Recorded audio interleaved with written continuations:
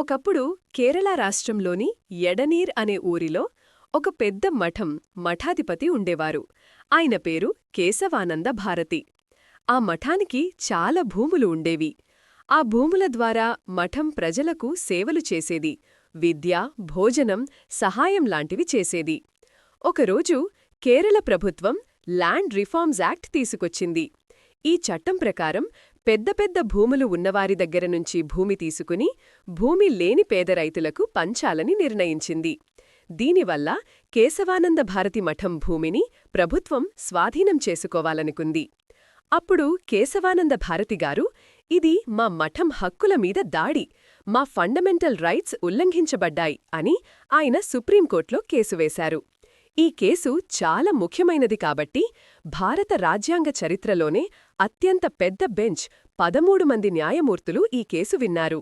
ప్రశ్న ఒకటే, పార్లమెంట్ రాజ్యాంగాన్ని ఎంతవరకు మార్చగలదు అని.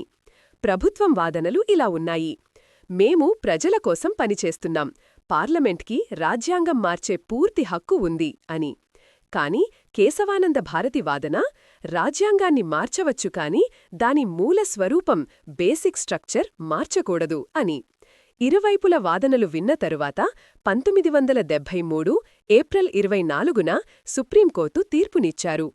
పార్లమెంట్కు రాజ్యాంగ సవరణ హక్కు ఉంది కాని రాజ్యాంగంలోని బేసిక్ స్ట్రక్చర్ మార్చే హక్కు లేదు అని. అదే కాకుండా న్యాయమూర్తులు రాజ్యాంగంలో కొన్ని ముఖ్యమైన సూత్రాలు ఎప్పటికీ మార్చలేనివి అన్నారు.